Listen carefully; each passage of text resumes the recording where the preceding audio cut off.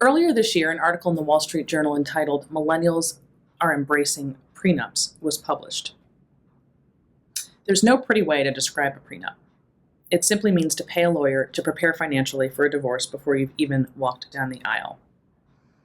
Prenups have always been around, but they were used in the very unlikely scenario where one partner has significant wealth of his or her own and the other doesn't.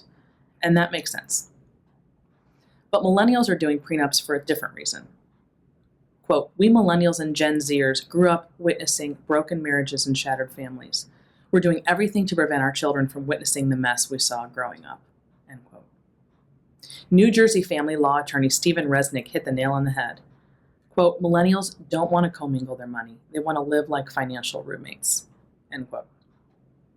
As a marriage and relationship coach, I can personally vouch not for the mass use of prenups per se, but for the fact that millennials are absolutely 100% living like financial roommates, and it's killing their marriages. Here's the thing. Whatever you focus on is where you're going to ultimately land. If you focus on how to build a strong marriage, that's what you'll very likely get. If you focus on the idea or the expectation that you're going to be inevitably divorced someday, you're going to get that too.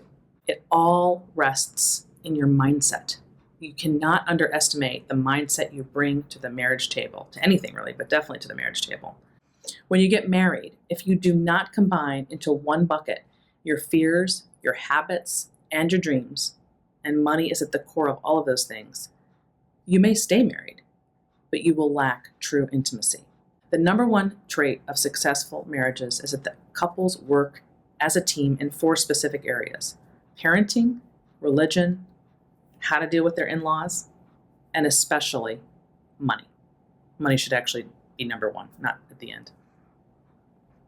But married millennials have a pronoun problem. They talk in terms of his money and her money rather than in our money, under the misguided notion that this is a safer way to do marriage. In reality, they're not married in the true sense of the word at all. Legally maybe, but nothing more. These couples are trying to use math to solve what's ultimately a problem with their hearts. Their belief and trust in love was shattered a long time ago, and they're just going through the motions. Trying to be married while not trusting marriage itself, or trusting the person to whom you're married, is like getting on a plane while having zero faith that the pilot can fly it. You just wouldn't do that. Men and women are trying to live identical lives as though they're mirror images of each other and just roommates. They're bringing the same energy to the table and trying to share everything down the line as though there are no differences between them. That's not a marriage. That's just sharing space. Couples who succeed at marriage understand the purpose and the meaning of marriage. It is to become one, spiritually and financially. These folks are a team. There's no yours and mine. There's only ours. Our marriage, our family, our kids, our money, our dreams, our plans, our future. You will never succeed where your parents failed by choosing to live like roommates and keeping everything separate. The faster you get on the same page with your spouse, the stronger your marriage will be.